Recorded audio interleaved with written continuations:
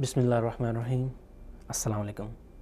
Programme نئی سوچ کے ساتھ میں ہوں آپ کا میزبان افضال احمد۔ ناظرین، جیسا کہ والدین اپنے بچوں کو تعلیم دلواتے ہیں اور انہیں اعلیٰ سے اعلیٰ تعلیم دلواتے ہیں، اور ان کا تعلیم دلوانے کا جو مین مقصد ہوتا ہے وہ کیا ہوتا ہے کہ ہمارے جو بچے ہیں ان کا مستقبل روشن ہو، اچھا ہو اور معاشرے میں ان کی اچھی پہچان بن سکے۔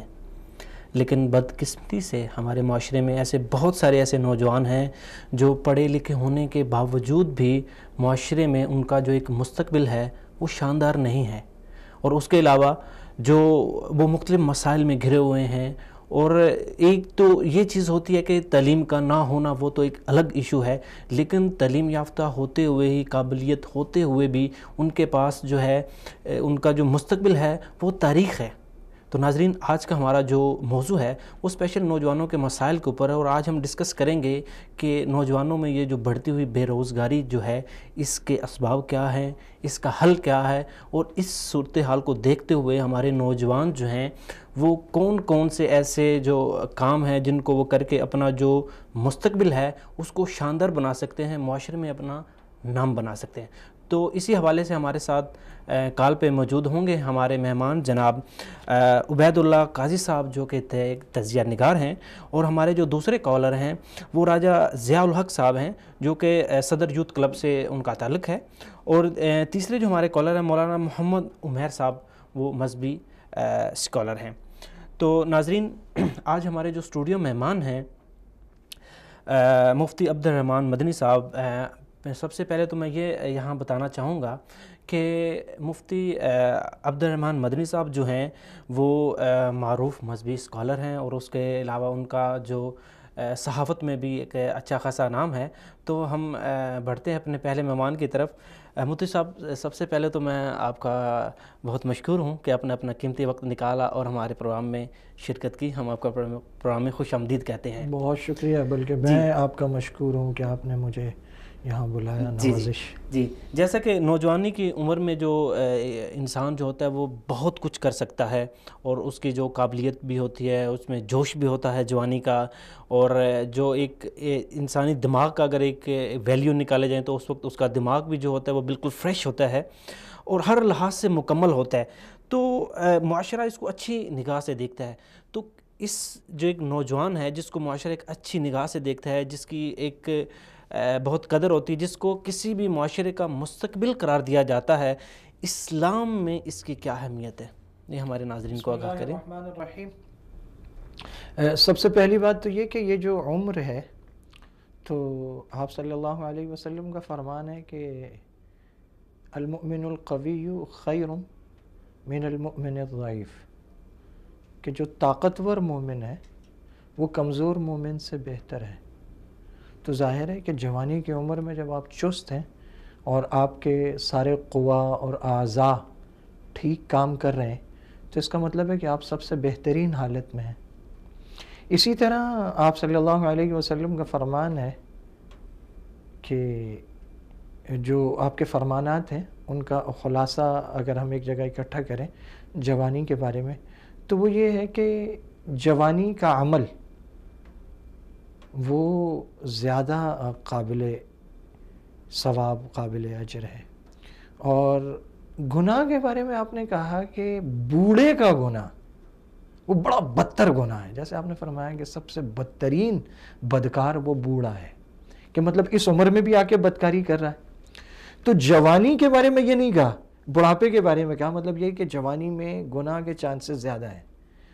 تو ایسے میں اگر کوئی نیکی کی طرف آتا ہے تو وہ زیادہ بڑی بات ہے۔ تو اس کا مطلب یہ ہوا کہ جوانی کی جو عمر ہے، جو طاقت کی عمر ہے، اسے اسلام زیادہ قدر کی نگاہ سے دیکھتا ہے۔ تو ہم نوجوانوں کے جو بنیادی مسائل ہیں ان کے حل تو ابھی تلاش کریں گے ہی، لیکن اس سے پہلے میں یہ پوچھنا چاہوں گا کہ نوجوانوں کی جو ایک اخلاقی تربیت ہے، اخلاقی تربیت، اس کے جو اسلام نے کیا تعلیمات دی ہیں کہ ایک نوجوان کی جو اخلاقی تربیت ہے وہ کیسی ہونی چاہیے؟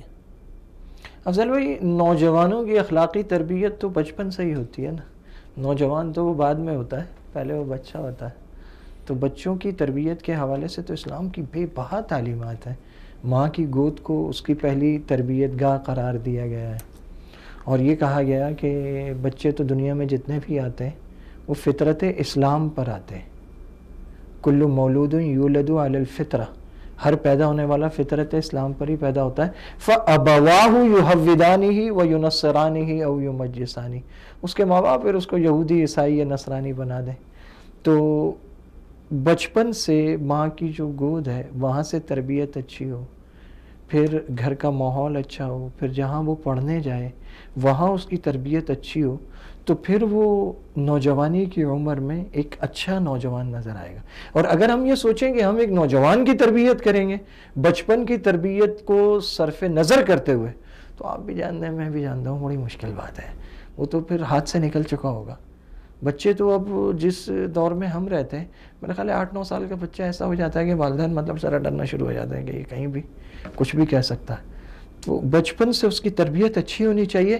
ہاں جب وہی بچہ نوجوانی میں قدم رکھے، جوانی اوائل عمری میں قدم رکھے، تو پھر اس کے آس پاس کے ماحول کو اور اس کے دوستوں پر کڑی نظر رکھنی چاہیے. اور موجودہ دور میں میں خاص طور پہ کہنا چاہوں گا کہ اس کے لیپ ٹاپ پہ، اس کے کمپیوٹر پہ، اس کی ٹیبلٹ پہ، اس کے موبائل پہ، اور خاص طور پر وہ کتنا وقت تنہائی میں گزارتا ہے اور کیا کرتا ہے، والدین کو اس پہ نظر بھی رکھنی چاہیے اور کوشش کرنی چاہیے کہ آج کا نوجوان موبائل کے ساتھ تو تنہا نہ ہو. یہ ہمارے پچھلے پروگرام میں بھی ایک صاحب نے جو ہے وہ ذکر کیا تھا کہ ایک جو بچہ ہے اس کے جو ایک موبائل ہے یا لیپ ٹاپ ہے، کیا والدین کو یہ حق بنتا ہے کہ اس کی مکمل تلاشی لے سکیں؟ والدین کو یہ حق اس وقت پہنچتا ہے جب انہیں یہ پتہ چلے قرائن سے، اس کی حرکتوں سے، کہ یہ بچہ کسی صحیح کام میں نہیں ہے. تو اب وہ ایگزیکٹلی اس پوائنٹ تک پہنچنے کے لیے کہ یہ کر کیا رہا ہے، وہ کون سا پن پوائنٹ، اسے آپ واضح لفظوں میں ایک بیماری کہتے ہیں نا. بچہ خدا نہ خواستہ اگر وہ کیا کہتے ہیں غلط قسم کی موویز دیکھ رہا ہے، یا بچہ وہ غلط قسم کی ویب سائٹس کا وزٹ کرتا ہے، تو یہ ایک بیماری ہے. اس بیماری کو آپ درست طور پہ پکڑیں گے اور پھر اس کے کسی جاننے والے سے آپ کہیں گے کہ میرے بچے کو فلاں بیماری ہے، تو اس کی درست تشخیص ہوگی.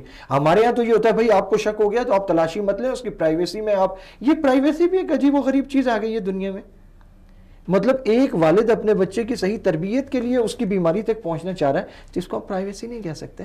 تو وہ جائے، اس کی تحقیق کرے اور اس کے بعد پھر اس کا مشورہ کر کے طریقے سے اس کا حل نکالے. ہمارے ہاں وہ جو ایک حل ہے 100 مسئلوں کا ڈنڈا، وہ نہیں ہے، وہ تو نوجوان باقی ہو جائے گا. تو ہمارا جو موضوع ہے مطلب وہ یہی ہے کہ جوانی کی عمر اہم عمر ہے، اور اس عمر میں نوجوان اگر ذمہ داریوں والی زندگی میں، پریکٹیکل لائف میں قدم رکھ دے تو وہ زیادہ تیزی سے اسے لے سکتا ہے اور اس کی صلاحیتیں زیادہ اچھے طریقے سے اپنے کام کی طرف بڑھیں گی. وہ پرفارمنس دے سکتا ہے جو مطلب 30 سال کی عمر کے بعد پریکٹیکل لائف میں یا جاب سرکل میں قدم رکھنے والا آدمی نہیں دے سکتا. نوجوان تو وہ رہتا ہی نہیں.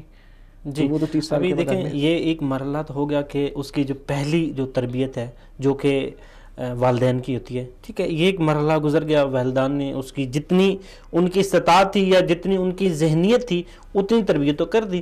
اب اگلا سٹیپ جو آتا ہے وہ ایجوکیشن کا ہوتا ہے. اس کے اساتذہ کرام جو ہوتے ہیں وہ اس کی تربیت کرتے ہیں. وہ سٹیپ جب آگے آتا ہے تو تیسرا جو سٹیپ ہوتا ہے وہ معاشرہ بھی ہمارے جو نوجوانوں کو جس طرح کا معاشرہ ہوگا اس کے نوجوان بھی تقریباً اس معاشرے کے قریب ہوں گے، چونکہ وہ اسی معاشرے میں جو ہے وہ رہے ہیں، اسی میں وہ ان کی ساری جو زندگی وہاں تک وہیں گزری ہے. اب یہاں پر ایک سوال یہ ہوتا ہے کہ مختلف جو محفل ہوتی ہے، وہ دوستوں کی محفل ہو سکتی ہے، وہ ریلیٹیو کی محفل ہو سکتی ہے، مختلف مجالس ہو سکتی ہیں.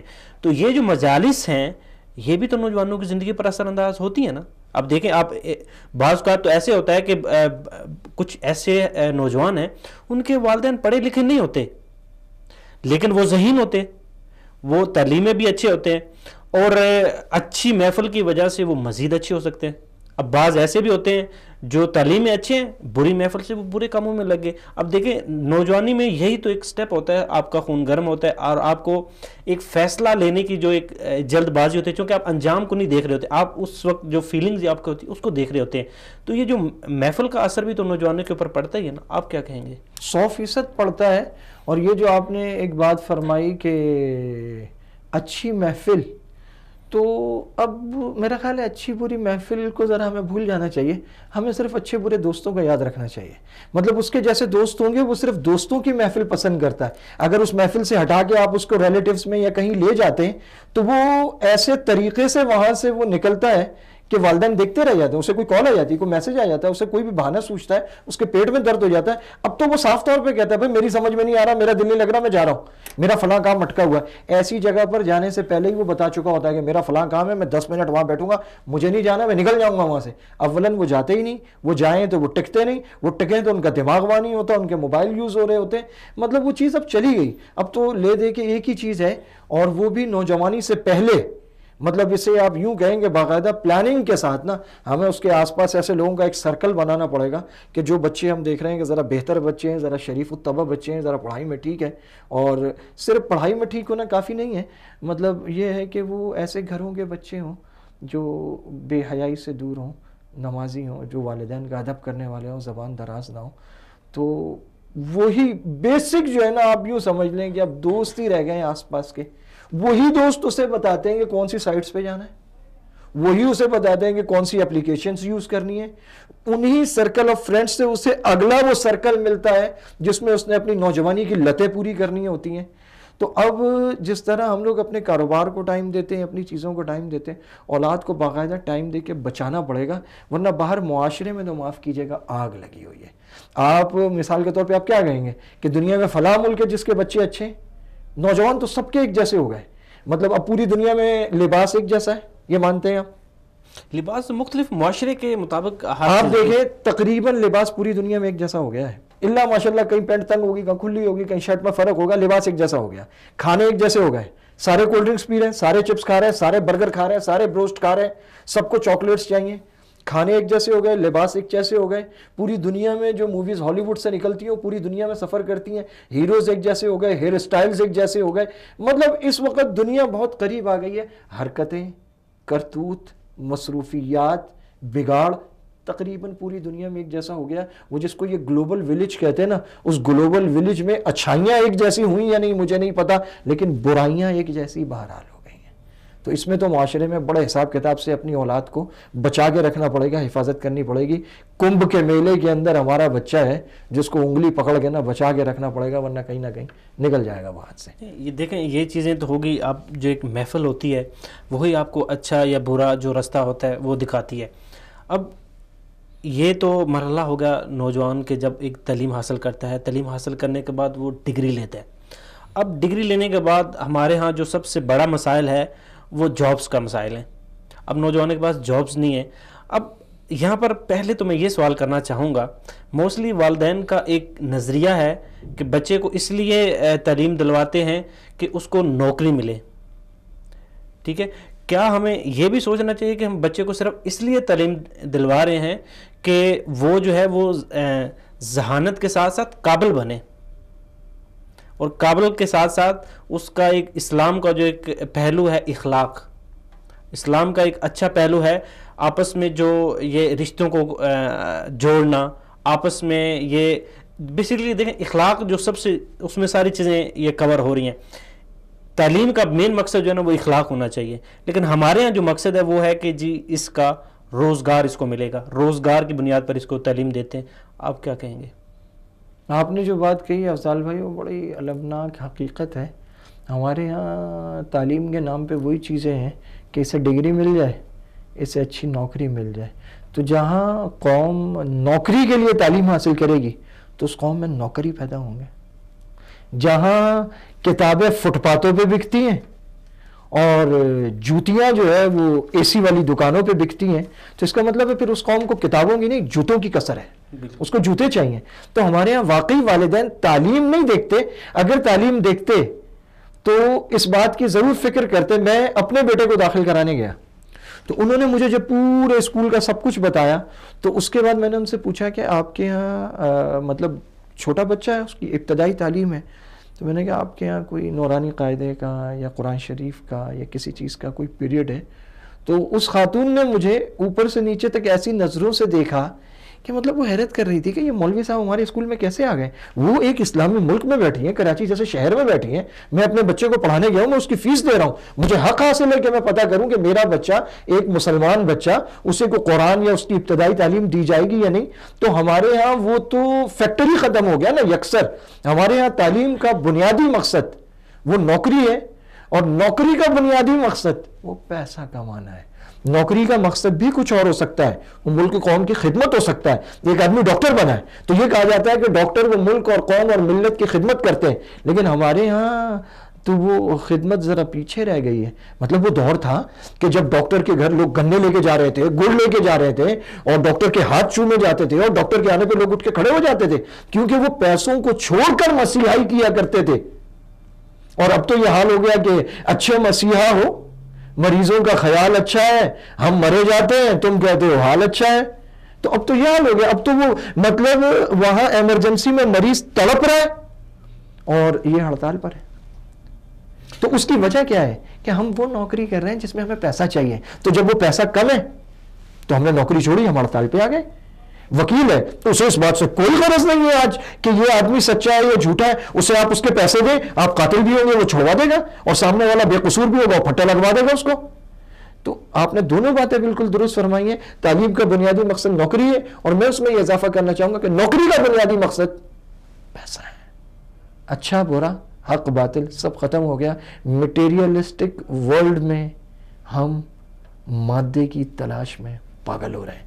ہم اپنی روایات کو کھو چکے ہیں, ہمیں مان لینا چاہیے, اس میں خیر ہے. جی اچھا, یہ بے روزگاری جو ہے یہ ظاہری بات ہے کہ اب ایک نوجوان ہے, اس نے بڑی محنت کی ہے, بڑا پیسہ خرچ کیا ہے اور ڈگری حاصل کر لی ہے. اب جب اس کو جابس نہیں ملتی تو وہاں پر وہ مایوس بھی ہوتا ہے, احساس کمتری بھی ہوتی ہے, اور نفسیاتی مریض بھی کسی حد تک بن جاتا ہے.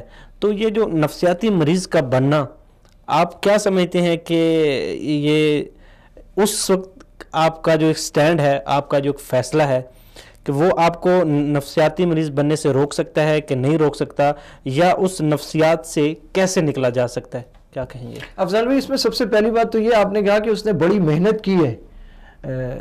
کون کرتا ہے یہ محنت؟ یہ محنت کون کرتا ہے پڑھنے میں؟ محنت تو اصل میرا خیال ہے کہ روزانہ کی بنیاد پہ ہوتی ہے, جب آپ پابندی سے کلاسز لے رہے ہوتے ہیں, جب آپ روزانہ کے نوٹس بنا رہے ہیں, جب آپ روزانہ کا سبق یاد کر رہے ہیں اور آپ حاضری پوری کر رہے ہیں. تو پہلے تو یہ لے لیں, ہمارے ہاں جو محنت ہے وہ امتحانوں کے دنوں میں زیادہ رٹو توتے ہیں, ایک بات. دوسری بات یہ, آپ کہتے ہیں اس نے بہت سارا پیسہ خرچ کیا, تو میرا خیال ہے کہ 90 سے 95% پیسہ ہمارے معاشرے میں, بطور خاص میں پاکستان, انڈیا, بنگلہ دیش کی بات کروں گا, کہ یہاں پر نوجوان کوئی پیسہ ویسا نہیں خرچ کر رہا ہوتا, والدین کر رہے ہوتے ہیں. جی, ہم اس بات کو جاری رکھتے ہیں. ابھی ہمارے ساتھ لائن پہ عبید اللہ قاضی صاحب ہیں, ابھی ان سے بات کرتے ہیں. السلام علیکم.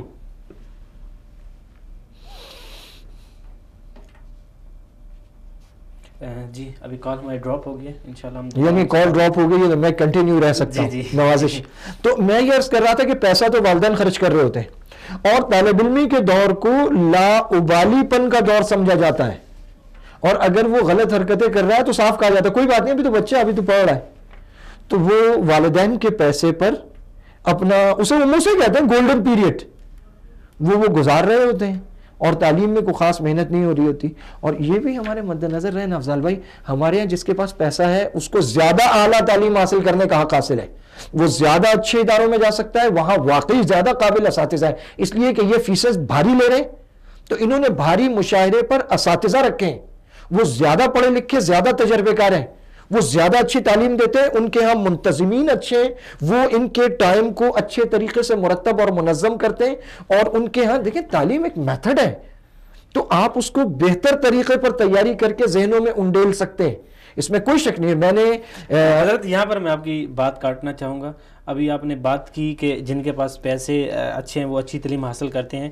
یہاں پر اگر ہم تھوڑا سا وقت کو روک لیں, تھوڑا سا بیک گراؤنڈ اپنی ہسٹری میں جائیں, تو پاکستان میں ہمارے جتنے بھی بڑی شخصیات ہیں جنہوں نے پاکستان کے لیے کچھ کام کیا ہے, ہسٹری میں جن کے نام آئے ہیں, وہ تو گورنمنٹ اسکولوں کے پڑھے ہوئے ہیں.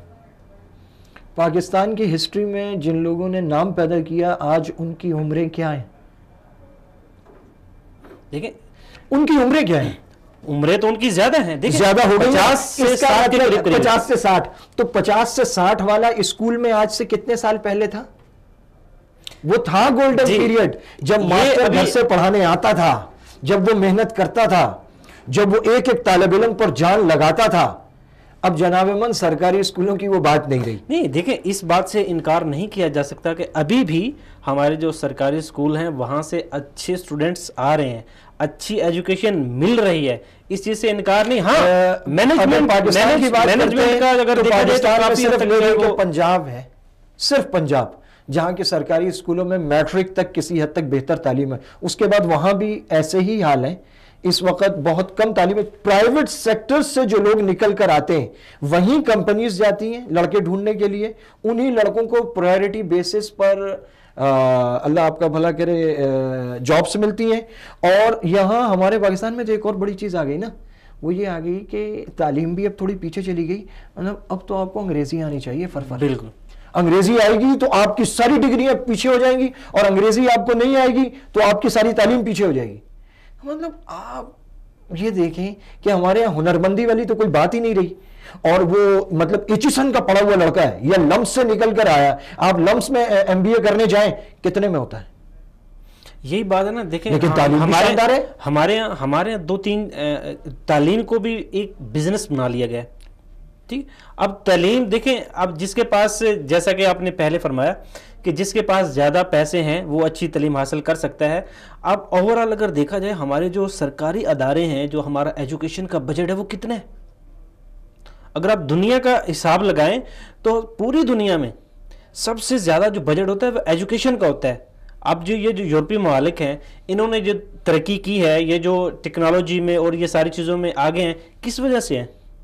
کہ تعلیم پر زیادہ خرچ کریں، تعلیم پر۔ لیکن ہمارے یہاں بدقسمتی سے تعلیم کو بھی دیکھیں، جب بے روزگاری زیادہ ہوتی ہے تو ہر ایک جو ہے وہ نیگیٹو پوائنٹ کی طرف جاتا ہے۔ ایسا ہی ہے۔ اب تعلیمی اداروں کی اگر آپ بات کریں تو پاکستان میں اس وقت جتنے بھی پرائیویٹ ادارے ہیں اس میں شاد و نادر ایسے ہیں جہاں پر اسلامک ایجوکیشن دی جاتی ہے، ادروائز سارا جو ہمارا جو ایک نصاب ہے وہ نصاب وہ پاکستان کے نصاب ہے ہی نہیں، نصاب سارا جو ہے وہ برٹش ہے۔ افضال بھائی، اسلامی تعلیم کو 1 منٹ کے لیے ایک سائڈ پر بھی رکھ دیں، جس مقصد کے لیے یہ ادارے بنے ہیں، اور وہ صاف کہتے ہیں کہ ہمارا مقصد ہے کہ ہم ایسے لوگ پیدا کریں جن کو نوکریاں ملیں، ان کے پڑھے ہوئوں کو تو نوکریاں بھی نہیں مل رہی۔ ہمارے نوجوانوں کی بدقسمتی یہ ہے کہ وہ وقت صرف کرتے ہیں، والدین کا بہت سارا پیسہ برباد ہوتا ہے، اور پھر انہیں ایک ڈگری ملتی ہے تو سب سے پہلی بات تو یہ کہ ہلکے تعلیمی اداروں کی جن میں فیسیں اچھی نہیں ہیں ان کی تو تعلیمی ڈگری کوئی نہیں مانتا، کیونکہ وہ غریب تعلیمی اداروں میں پڑھ کے آیا تو اس کے پاس تو کوئی اچھی سفارش بھی نہیں ہوتی، کوئی سورس بھی نہیں ہوتی۔ اور جو بڑے مہنگے مہنگے تعلیمی اداروں میں پڑھ کر آتے ہیں ان کے پاس کچھ سورس ہوتی ہے، تو وہ اگر سرکاری نوکری لے بھی لیتے ہیں تو سرکاری نوکری تو صرف تنخواہ کے لیے لیتے ہیں، وہ کام تھوڑی کرتے ہیں وہاں۔ اگر ایک ڈاکٹر سرکاری ہاسپٹل میں ہے تو وہ کتنے گھنٹے نوکری کر رہا ہوتا ہے، اور جتنے گھنٹے وہ جا رہا ہوتا ہے وہاں کے سارے چیک اپس کے بعد کرتا کیا ہے، وہاں سے وہ مریض جو ہے وہ اپنے پرائیویٹ کلینک میں بلا رہا ہوتا ہے، وہ اور اسپیشلی ان کو انویٹیشن دے رہا ہوتا ہے کہ یہاں پر دیکھیں آپ کو یہ فیسلٹیز نہیں ملیں گی، یہ بازو میں ہی میرا کلینک ہے، آپ وہاں جا دیں تو، اور اگر اس کا اپنا نہ ہو تو وہ کسی کا دے رہا ہوتا ہے جہاں سے اس کو۔ دیکھیں ہمارے معاشرے میں جو ایک کرپشن ہے، یہ کرپشن اتنی زیادہ ہو گئی ہے کہ آپ ایک سڑک کے اوپر جو چھوٹا بزنس کر رہے ہیں وہاں سے لے کے بڑے سرکاری اداروں پر جہاں بھی دیکھیں تقریباً 90% آپ کو کرپشن نظر آئے گی۔ ایسے اگر آپ کو ایک ایپلیکیشن دینی ہے کہ آپ کے گھر کا پانی نہیں آ رہا، آپ ایپلیکیشن دیں گے، اس کے لیے بھی آپ کو پیسے دینے پڑیں گے کہ میرا نمبر پہلے آ جائے۔ وہ اردو میں کہتے ہیں نا پتا پانی ہو جانا، تو پانی کی اپلیکیشن میں بھی پتا پانی ہو جاتا ہے، اور کرپشن وہ پنجابی میں کہتے ہیں نا گٹے گوڈیاں جو اتر گئی ہے تو وہاں تک پہنچی ہوئی ہے، مطلب جسے ہم کہتے ہیں نا گراس یا روٹ لیول جو ہے ہمارا وہاں تک چلی گئی ہے کرپشن۔ تو ہم میں سے وہ کون ہے جو کرپٹ نہیں ہے؟ ہر وہ آدمی جو اپنی ذمہ داری کو پورے طریقے سے ادا نہیں کرتا وہ کرپٹ ہے، اور ہم میں سے ہر آدمی کرپٹ ہے۔ ہمارے ہاں وہ ماں کرپٹ ہے جو موبائل پہ لگی رہتی ہے، رسالوں میں لگی رہتی ہے، ٹی وی پہ لگی رہتی ہے، گانوں پہ لگی رہتی ہے، بچوں کو پورا ٹائم نہیں دیتی۔ ہمارے ہاں وہ باپ کرپٹ ہے جو دن میں آفس میں بھی موبائل پہ لگا رہتا ہے، گھر آ کے بھی موبائل پہ لگا رہتا ہے۔ ایک 3ری 4تھی جماعت کے بچے نے وہ لکھا اس نے کہا کاش میں اسمارٹ فون ہوتا، میرے والدین مجھ سے زیادہ توجہ تو اسمارٹ فون کو دیتے ہیں، تو ہم اپنی اولاد کو پورا ٹائم نہیں دے رہے، ہم اپنے کام کو کہاں سے پورا ٹائم دیں گے؟ جس رب نے ہمیں پیدا کیا ہم اس کو ٹائم نہیں دے رہے، ہم نماز نہیں پڑھتے۔ تو کرپشن میں تو کوئی شک نہیں ہے، لیکن افضل بھائی یہ بتائیں اس سب کے باوجود جس مقصد کے لیے ہم نے تعلیمی ادارے بنائے اور ہم اپنے نوجوانوں کو تیار کر رہے ہیں، تو جب نوجوان پریکٹیکل لائف میں قدم رکھتا ہے تو وہ تو اس کا بھی صحیح معنوں میں اہل نہیں ہوتا، جی اسے وہ کام ہی نہیں آتا۔ بات کو جاری رکھتے ہیں، ابھی ہمیں جوائن کیا ہے عبید اللہ قاضی صاحب نے۔ السلام علیکم۔ السلام علیکم سر۔ جی عبید اللہ صاحب، ہم آپ کو اپنے پروگرام میں خوش آمدید کہتے ہیں۔ جیسا کہ ہمارا ٹاپک چل رہا ہے نوجوانوں کے مسائل کے اوپر، اسپیشلی آج ہم بات کر رہے ہیں بے روزگاری کے اوپر۔ تو یہ جو بے روزگاری ہے یہ ہمارے نوجوانوں کے اوپر جو آج کل جس طرح مسلط ہوئی ہے، تو آپ کیا سمجھتے ہیں کہ یہ جو ہمارے اعلیٰ تعلیم یافتہ نوجوان ہیں اور ان میں یہ جو بے روزگاری ہے تو اس کی بنیادی وجہ کیا ہے؟ سر پہلے تو آپ کا شکریہ کہ آپ نے مجھے یہ موقع دیا اپنے پروگرام میں۔ اس کی کافی ساری وجوہات ہو سکتے ہیں، اور ہر معاشرے کی اور ہر وقت کی اپنی کچھ ڈیمانڈ ہوتی ہے اور کچھ مسائل بھی ہوتے ہیں۔ اس میں کوئی شک نہیں ہے کہ ہمارے معاشرے میں تعلیم یافتہ طبقہ ماشاءاللہ کافی پڑھا لکھا طبقہ موجود ہے، اور اسپیشلی نوجوانوں کا، لیکن تعلیم کے ساتھ ساتھ جو معاشی شعبے میں ترقی کرنی تھی، میرے نظر میں سب سے بڑی وجہ اس کی ہے کہ ہماری معیشت میں وہ ترقی نہیں تھی جتنی ترقی ہونی چاہیے تھی۔ ظاہر ہے اگر کوئی بچہ تعلیم حاصل کرتا ہے اور وہ ہنر سیکھتا ہے، ڈگری لیتا ہے، تو آگے اس میں جانا ہوتا ہے مارکیٹ میں۔ اگر مارکیٹ میں اس کے لیے کوئی جگہ نہ ہو، مارکیٹ اتنی ترقی نہ کی ہو کہ ان لوگوں کو کپا سکے، تو ظاہر ہے بے روزگاری میں بڑھنا ہوتا ہے۔ جی آپ کو میری آواز آ رہی ہے؟ جی جی جی، آپ اپنی بات جاری رکھیں۔ اچھا، تو میری دانش میں اس کی کافی ساری وجوہات ہیں، لیکن جو سب سے بڑی وجہ ہے کہ تعلیم کے ساتھ ساتھ جو معیشت میں ترقی کرنی تھی، وہ ہماری معیشت کا وہ پہیہ نہیں گھوما ہے ابھی تک۔ اگر وہ معیشت کا پہیہ گھومتا ہے تو پھر انشاءاللہ کوئی نہیں ہے کہ ہمارے نوجوان تعلیم یافتہ جو ہیں وہ تاریخ میں کب جائیں گے۔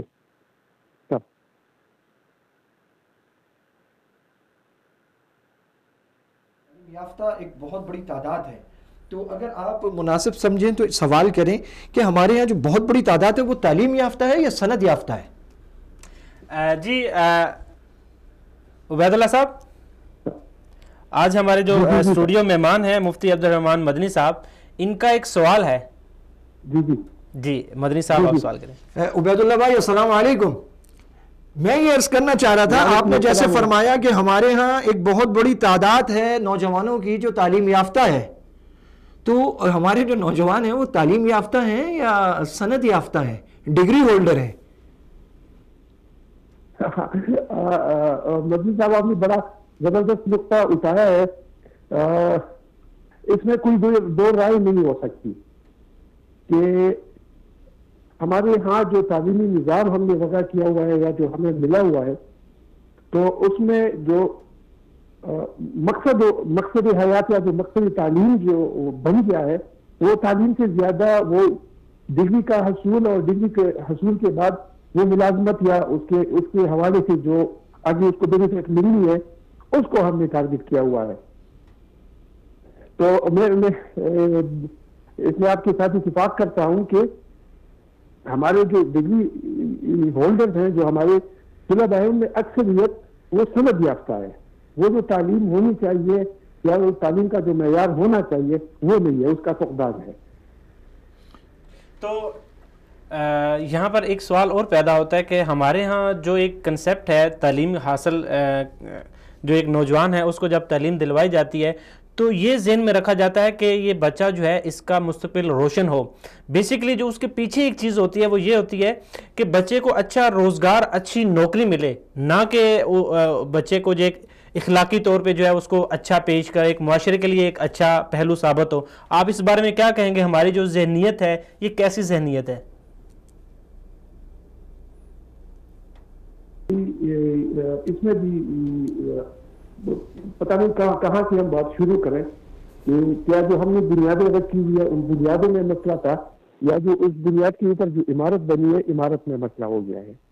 اس میں کوئی شک نہیں ہے کہ تعلیم کے لیے ہی ہوتا ہے، اور تعلیم کا یہی مقصد ہے کہ انسان کی عقل کی ڈیولپمنٹ ہو، انسان کی سوچ کی ڈیولپمنٹ ہو، اور انسان عقل اور سوچ کی ڈیولپمنٹ کے ساتھ ساتھ اس کا اخلاقی معیار بھی آگے بڑھے اور اس کی بھی بڑھوتری ہو اور اس کی بھی ترقی ہو.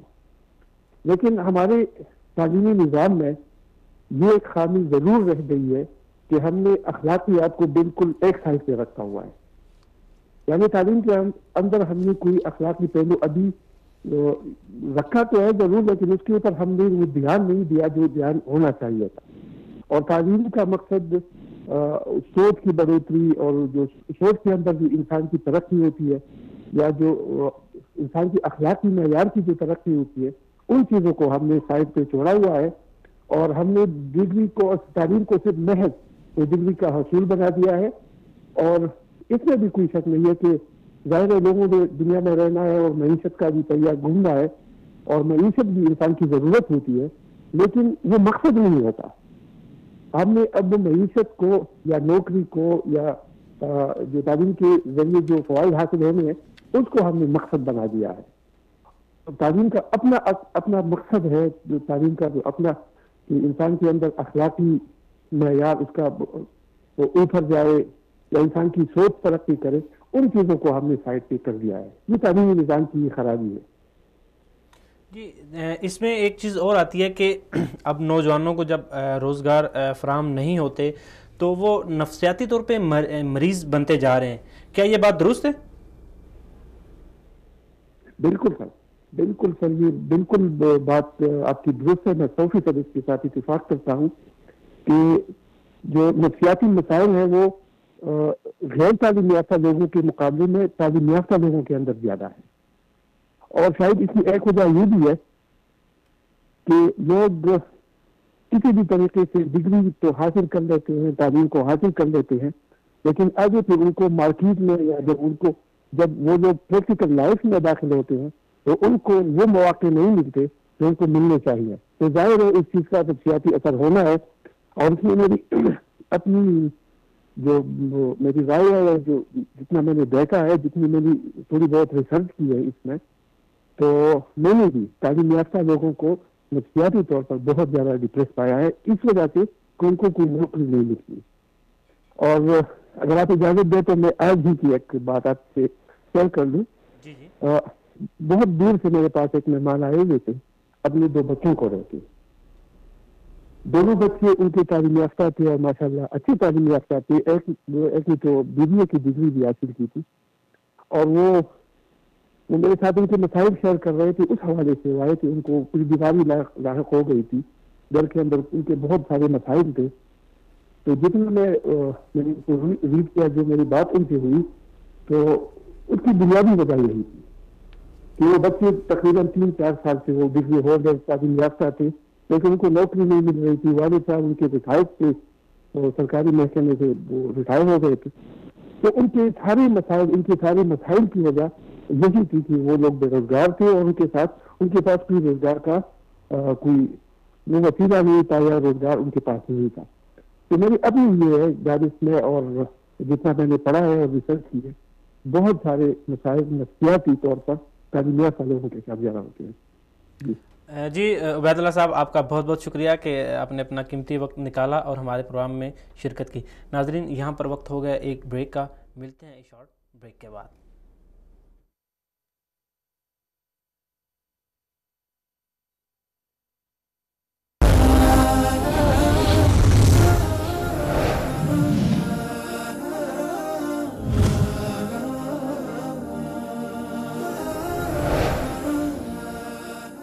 السلام علیکم ناظرین، آپ کو ایک بار پھر سے خوش آمدید کہتے ہیں.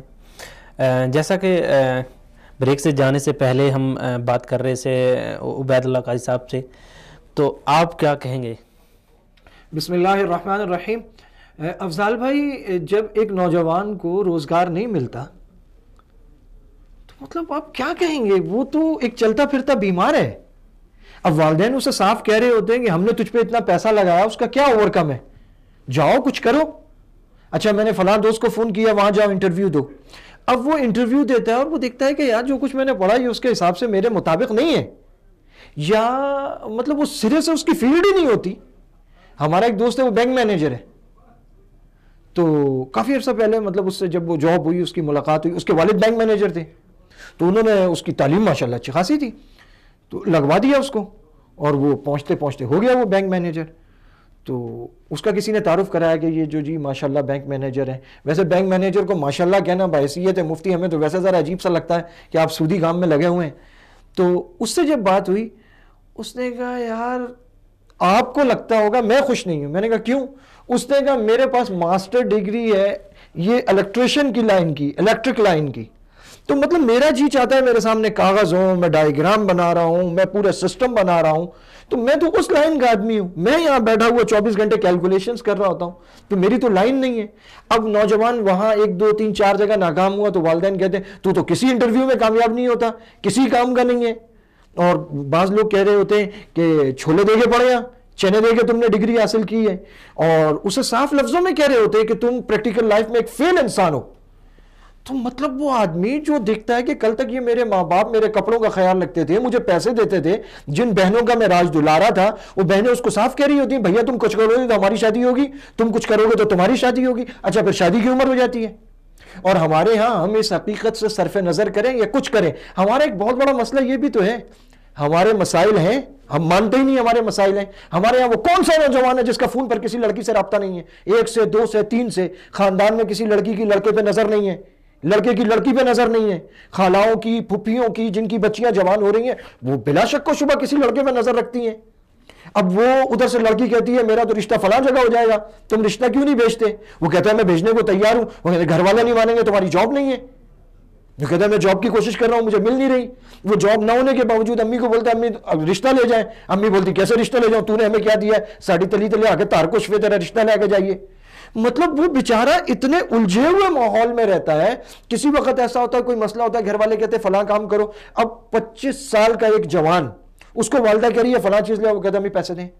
اب وہ 100 روپیہ ماں سے لے رہا ہے، اس کا اندر مر جاتا ہے بیچارے کا. اور بعض اوقات اس کو باپ کہہ رہا ہوتا ہے کبھی خود بھی کچھ کر لیا کرو. وہ کہاں سے کر لے، اس کی تو جاب ہی نہیں ہے. تو اس کا نفسیاتی مریض ہونا، اس کا ترشرو ہونا، اس کا بد اخلاق ہونا وہ بالکل بنتا ہے، کیونکہ آپ نے اس کو بچپن سے یہ سمجھایا ہے کہ بیٹا تیری پڑھائی کا 100% مقصد ایک نوکری ہے اور وہ تو نے حاصل کی تو کامیاب ہے. مطلب آپ اس کو یہ نہیں کہتے بیٹا اگر نوکری نہیں بھی ملی کوئی بات نہیں، آپ تعلیم یافتہ ہو، آپ کے پاس تعلیم کا ہنر ہے، بس آپ کے اخلاق اچھے ہونے چاہیے، آپ امید کا دامن ہاتھ سے مت چھوڑنا، آپ مایوس مت ہونا. بیٹا آپ اپنا کچھ کاروبار کرنے کا سوچیں، آپ سارا دن بیٹھ کے بس مطالعہ کیا کریں، آپ روزانہ شام کو 3 آئیڈیاز لکھ کے لائیں جو کم سے کم پیسوں میں آپ نیا کاروبار شروع کر سکتے ہیں. ہم یہ چیزیں نہیں دیکھتے، ہم تو یہ چاہتے ہیں ادھر بچہ فارغ ہوا، کیلکولیشن ہے 25 لاکھ روپے ہمارے لگے، بیٹا 50,000 روپے کی نوکری کا انتظام کر، پیسے لا کے دے، تیری بہن کی شادی کرنی ہے. تو نفسیاتی مریض وہ ہوتا بھی ہے، ہم اس کو بناتے بھی ہیں، اور کوئی اور نہیں بناتا. کسی نے لکھا تھا، بڑا ترش جملہ ہے مگر ٹھیک ہے، اس نے کہا محبتوں کی قیمت ہوتی ہے، وہ آپ سے اپنا خراج مانگتی ہیں، آپ ان کا خراج ادا کریں تو ٹھیک ہے، ورنہ وہ اڑیاں ہو کے سامنے آ جاتی ہے. سکی ماں کہہ رہی ہوتی ہے کہ نہیں بیٹا اب تجھے کام کرنا پڑے گا. تو میرے بھائی ہم جس معاشرے میں رہ رہے ہیں، ہم نے تعلیم نوکری کے لیے بنائی ہے، نوکری نہیں ہے تو بس وہ بیچارہ نکو بنتا ہے، اور جب نکو بنتا ہے تو بد اخلاق ہو جاتا ہے. جی بالکل. ابھی ہمارے ساتھ لائن پہ راجہ ضیاء الحق صاحب ہیں، صدر یوتھ کلب. اب ان سے بات کرتے ہیں. السلام علیکم. جی وعلیکم السلام ورحمۃ اللہ. جی ضیاء الحق صاحب، ہم آپ کو اپنے پروگرام میں خوش آمدید کہتے ہیں. بہت بہت شکریہ جی. جیسا کہ ہمارا آج کا ٹاپک چل رہا ہے، نوجوانوں میں یہ جو بے روزگاری کے مسائل ہیں اس کے اوپر چل رہا ہے، اور آپ کا جو تعلق ہے وہ یوتھ کلب سے، آپ یوتھ کو جو ہے وہ آگے لانے کے لیے، ان کے مسائل کو حل کرنے کے لیے کافی ایکٹیو بھی ہیں. تو یہاں پر ہم 2-3 چیزوں کا ذکر کریں گے. پہلا تو یہ کہ ہماری جو نوجوان نسل ہے ان میں جو روزگار نہ ہونے کے بعد، بے شک وہ ایجوکیٹڈ ہیں لیکن ان کے پاس جو ہے وہ روزگار نہیں ہے، تو وہ نفسیاتی مریض ہو رہے ہیں. تو آپ چونکہ جو نوجوانوں کے لیے مختلف ایونٹ کرتے رہتے ہیں، تو اس نفسیات سے نکالنے کے لیے آپ نے کچھ ایسے پروگرام ترتیب دیے ہیں کہ جس سے ہمارے نوجوان کچھ فائدہ اٹھا سکیں؟ بسم اللہ الرحمن الرحیم. پہلے تو بہت بہت شکریہ مجھے آج اس پروگرام میں دعوت دینے کا. میں اس میں یہ کہنا چاہوں گا کہ دیکھیں ہمارے جو نوجوان ہیں، مجھے پرسنلی، کیونکہ ہم لوگ تقریباً پورے پاکستان کے بڑے بڑے چھوٹے چھوٹے ہر قسم کے اداروں میں، انسٹیٹیوٹس میں لیکچرز، ٹاکس، پروگرامس کروا چکے ہیں، اور ہمیں ڈیلی بیسس پہ ان یوتھ سے بات کرنے کا موقع بھی ملتا ہے. مجھے پرسنلی یہ بات محسوس ہوتی ہے کہ جو ہماری آج کی جو نوجوان نسل ہے، وہ شاید ان کا کوئی ویژن اپنے بارے میں زیادہ کچھ خاص نہیں ہے. اگر آپ ان سے کبھی انٹرویو لیں اور ان سے پوچھیں کہ آپ کے نیکسٹ 5 ایئرس کے کیا پلانز ہیں یا کیا ویژنز ہیں، تو آپ کو ایسا لگے گا کہ جس طرح ان کو دنیا کی ہر چیز کے بارے میں، یا جس طرح ایکٹرس، ایکٹریسز اور ان لوگوں کے بارے میں تو ساری انفارمیشن ہوتی ہے، لیکن اپنے بارے میں علم نہیں ہے کہ میں اس کے بعد کیا کرنا چاہتا ہوں. پھر ایک اور چیز جس میں اضافی طور پہ آ جاتی ہے، وہ یہ کہ ہمارے یہاں پہ عام طور پہ جو ایجوکیشن کا جو نظام ہے، وہ ہم لوگ انجینئرنگ اور پری میڈیکل 2 فیلڈ ہیں جن کو ہم بہت زیادہ پش کرتے ہیں، اور ٹھیک ہے ان کو ایک حد تک کرنا بھی چاہیے. لیکن پھر اس کے بعد یہ کہ اگر یہاں پہ اس کے علاوہ کچھ نہ ہو، یا بندہ اس میں سے فیل ہو جائے یا وہاں پہ سلیکٹ نہ ہو پائے، تو پھر جو باقی چیز رہتی ہے وہ کوئی بھی اپنے عام طور پہ خوشی کے ساتھ نہیں کر رہا ہوتا. یعنی اگر وہ ان کو مطلب کامرس سائڈ پہ جانا پڑتا ہے، یا ان کو کہیں کسی اور آرٹس کے سبجیکٹ پہ جانا پڑتا ہے، تو وہ اپنی خوشی سے نہیں جاتے. اس کے بعد ان فیلڈ میں آنے کے باوجود ہوتا یہ کہ یہ لوگ پھر اس کے بعد اس امید پہ بیٹھتے ہیں کہ مجھے کوئی جاب دے گا، مجھے کہیں پہ ہائر کیا جائے گا، مجھے کوئی جاب ملے گی تو میں کروں گا. آپ یہ بات سمجھیں کہ کسی بھی معاشرے کے اندر جب آپ نے جابس کی ہم بات کرتے ہیں، تو جابس وہ ہوتی ہیں اس معاشرے میں جہاں پرابلمز ہیں وہاں جابس بھی ہیں. وہ انگلش میں کہتے ہیں نا کہ wherever there is a problem there is an opportunity. تو ہوتا یہ کہ آپ پاکستان کی اگر آپ مثال لیں تو یہاں پہ تو 101 پرابلمز ہیں. تو اگر کچھ کرنا چاہیں تو یہاں پہ بہت سارے کام کیے جا سکتے ہیں. جو بھی چیز خراب ہے اس کو فکس کیا جا سکتا ہے. اور پرانے معاشروں میں یہی ہوتا تھا کہ کوئی بھی اگر کسی کو کوئی ایشو نظر آ رہا ہے معاشرے کے اندر، وہ اس کو فکس کرنے کے لیے کام کرتا تھا، اور وہ اس کی جاب ہو جاتی تھی. لیکن آج ہم لوگ جتنے بھی فار ایگزامپل ملٹی نیشنلز ہیں، یہاں پہ اگر کام کرتی ہیں تو ہم چاہتے ہیں کہ ہمیں ان کے ساتھ نوکری ملے، اور اگر وہاں نہیں ملتی تو پھر انسان جگہ جگہ گھومتا پھرتا رہتا ہے اور خود انیشیٹو نہیں لیتا کہ میرے پاس اگر ایک اسکل ہے، ایک ٹیلنٹ ہے، تو میں خود بھی کچھ کر سکتا ہوں، کچھ انیشیٹو لے سکتا ہوں. شاید ہو سکتا ہے کہ گھر والوں کی طرف سے کوئی ریسٹرکشنز ہو، کوئی رسک ہو، کیونکہ ہم لوگ وہ جس کو ہم انٹرپرینورشپ بولتے ہیں، یا ایک انسان خود جب اپنے لیے جاب کریٹ کرتا ہے اور خود کچھ کام کرنا چاہتا ہے، تو اس چیز کو عام طور پہ لوگ اچھا نہیں سمجھتے، اس کو سمجھتے ہیں کہ شاید بہت مشکل ہے. لیکن بہرحال یہ ایک ڈیفینیٹ بات ہے جس کی طرف ہمیں یوتھ کو مائل کرنا چاہیے کہ اگر کوئی معاشرے میں جابز اویلیبل نہیں بھی ہیں تو آپ اپنے لیے جابز خود کریٹ کر سکتے ہیں with the right education, with the right understanding انشاءاللہ. جی، یہاں پر 2 سوال ہیں. پہلا سوال تو میں یہ کرنا چاہوں گا کہ یہ بے روزگاری کی بنیادی وجہ کیا ہے؟ بنیادی وجہ میرے مطابق تو یہ کہ یہی جو میں نے آپ سے ابھی ذکر کیا کہ یوتھ خود اپنے لیے بہت سارے کام کر سکتے ہیں اگر ہمارے معاشرے میں جاب نہ بھی ہو. بیکاز ابھی آپ دیکھیں کہ پوری جاب مارکیٹ کو اگر آپ دیکھ لیں، ایک بچہ جو آئی ٹی ٹیلی کمیونیکیشن میں جانا چاہتا ہے یا کسی بھی میڈیا ڈپارٹمنٹ میں جانا چاہتا ہے، اس کے پاس یا تو رہ گیا ہے میڈیا چینلز ہوں گے جہاں پہ وہ جا کے کام کرے گا، یا اس کے پاس ٹیلی کمیونیکیشن کمپنیز ہیں، ڈفرینٹ موبائل نیٹورکس ہیں، وہاں پہ جا کے وہ کام کر لے گا، یا پھر اس کے پاس کوئی اور اکا دکا کوئی آئی ٹی فرمز سامنے نظر میں آتی ہے تو وہاں پہ چلا جائے گا. تو ان کے علاوہ اس کی کہیں نہ سوچ ہے، نہ فکر ہے، نہ کہیں اس کی ذہن جاتا ہے. اس کو یہ ہوتا ہے کہ بس مجھے ان میں سے کسی کمپنی نے ہائر کر لیا تو میرا جو ہے نا وہ قسمت سنور جائے گی اور سب کچھ ہو جائے گا. اب بات یہ کہ کتنے ہی لوگ ایسے ہیں جو کہ ہم لوگ ٹیلی کمیونیکیشن سیکٹر میں بھیج دیں گے، کتنے ہی لوگ ایسے ہیں جن کو ہم میڈیا کی طرف بھیج دیں گے. ضرور ان کا فنکشن ایک ہے اور سوسائٹی میں ایک رول ہے، لیکن آپ دیکھیں کہ یہاں پہ کتنے زیادہ ایسے کام ہیں جو کہ کوئی بھی نہیں کر رہا. آپ صفائی کی اگزامپل اگر آپ لے لیں، کوئی اگر نوجوان یہ سوچتا ہو، صرف ایک آئیڈیا اس کے ذہن میں جو آئے کہ میں سوچتا ہوں، میں یہ چاہتا ہوں کہ پاکستان میں صفائی ہونی چاہیے، کیا زندگی ہمارا پرابلم ہے؟ جی بالکل پرابلم ہے. وہ ایک کمپنی فارم کرتا ہے اور وہ یہ سوچتا ہے کہ میں کمپنی میں کچھ لوگوں کو ہائر کروں گا جو کہ ہمارے صرف میرے گلی میں، میرے محلے میں، آس پاس کے جو ہمارے جو ہیں سوسائٹیز ہیں، کمیونٹیز ہیں، وہاں پہ وہ صفائی کریں گے اور میں ہر گھر کو کچھ نہ کچھ 100 روپیہ 200 روپیہ چارج کروں گا. تو یہ میرا چھوٹا سا بزنس ماڈل بن گیا. وہ اس کو ایکسپینڈ کرتے کرتے ایک پورے شہر کو کور کرتا ہے، پھر 2 شہروں کو کور کرتا ہے. تو سوچنے کو وہ چھوٹا سا کام اس نے لیا، لیکن وہ پروجیکٹ اس کا پورے پاکستان میں پھیل سکتا ہے. لیکن یہ سوچ تک لانے کے لیے ہمیں یوتھ کو ٹرین کرنا ہے، کیونکہ یہاں تک ہمارا جو ابھی تک جتنا بھی تعلیمی نظام ہے، آئی تھنک سارا جو ایشو ہے وہ وہاں سے شروع ہوتا ہے کہ ہم بچوں کو شروع سے یہ ٹریننگ دیتے ہیں کہ آپ نے کہیں جا کے کسی کے ساتھ نوکری کرنی ہے، کہیں پہ جا کے آپ نے کام کرنا ہے، کہیں پہ آپ نے روزگار تلاش کرنا ہے. یہ انیشیٹو یا یہ انسینٹو دینا کہ آپ خود بھی کچھ کر سکتے ہیں. اگر آپ کو کوئی آئیڈیا آتا ہے، آج کل تو ایسی ایسی ایگزامپلس ہیں یعنی اگر آپ باہر کے ملکوں میں بھی دیکھیں اور کچھ یہاں پہ بھی ایسی ہیں جن لوگوں نے خود سے اپنے پاؤں پہ کھڑے ہو کے خود سے کچھ آئیڈیا دیکھا, اس پہ کام کیا, ان کا اس کے بارے میں پیشن تھا, الحمدللہ انہوں نے اس کو آگے لے کے گئے اور بہت ترقی اور یعنی کامیابی حاصل کی. جی یہاں پر ایک سوال یہ ہے کہ دیکھیں اگر ایک نوجوان ہے, اس کے پاس اچھا آئیڈیا ہے, وہ کچھ کرنا چاہتا ہے, لیکن ظاہری بات ہے کہ اس کے لیے بھی تو کچھ رقم چاہیے. اب اس کے پاس رقم نہیں ہے اس پروجیکٹ کو کمپلیٹ کرنے کے لیے, اس کو منظر عام پہ لانے کے لیے, تو وہاں پر بھی تو وہ مشکل میں پھنس گیا, وہاں پر کیا کرے گا وہ؟ اچھا, اس کیس میں آپ کو یہ بتاتا ہوں کہ دیکھیں یہاں پہ آج کل تو ٹیکنالوجی کا دور ہے, میڈیا کا دور ہے, بہت سارے کام ایسے ہوتے ہیں جن کے لیے آپ کی انویسٹمنٹ جو ہے وہ تقریباً 0 لیول پہ ہوتی ہے. بہت سے ایسے آئیڈیاز ہیں. جب ایک بندہ, ہم لوگ مارکیٹنگ میں پڑھتے ہیں SWOT انالیسس, جس کو ہم کہتے ہیں strength, weakness, opportunities and threats. جب آپ SWOT انالیسس کرتے ہیں ہر بندہ اپنا, تو وہ کہتا ہے کہ میرا انالیسس یہ ہے کہ میرے پاس رقم صرف اتنی لمیٹڈ سے محدود سی ہے, میرے پاس ایک اسٹرینتھ ہے کہ مجھے فلاں ٹیلنٹ آتا ہے, یہ کام میں کر سکتا ہوں اور اس کام کے بارے میں پیشنیٹ بھی ہوں. مطلب صرف اس لیے میں کام نہیں کر رہا کہ یہ آج کل مارکیٹ میں ان ہے, میں اس لیے کر رہا ہوں بیکاز مجھے یہ کام بہت پسند ہے. تو ایک وہ بڑے فیمس رائٹر ہیں, ڈیوڈ شوارٹز ان کا نام ہے, یہ کتاب ہے the magic of thinking big. اس میں وہ لکھتے ہیں, وہ کہتے ہیں کہ the right attitude and 1 leg can beat the wrong attitude and 2 legs every single time. یعنی کہنے کا مطلب یہ کہ اگر آپ کا ایٹیٹیوڈ صحیح ہے اور آپ کی ایک ٹانگ ہے, تو آپ کسی بھی شخص کو جس کا ایٹیٹیوڈ غلط ہے اور 2 ٹانگیں ہیں, اس کو کبھی بھی آپ بیٹ کر سکتے ہیں. تو وسائل آپ کے پاس جو بھی ہوں, اگر آپ اپنے فیلڈ کے بارے میں پیشنیٹ ہیں اور آپ کے اندر جذبہ ہے, یقین کریں, وہ کہتے ہیں نا where there is a will there is a way, آپ طریقہ نکال لیتے ہیں. اور آج کل جو کہ دور سوشل میڈیا اور ان چیزوں کا ہے, تو بہت سارے بزنس ماڈل ایسے بھی ہیں جو پیورلی آن لائن کیے جاتے ہیں, اس میں ہارڈلی کچھ انویسٹمنٹ ریکوائرڈ ہوتی ہے.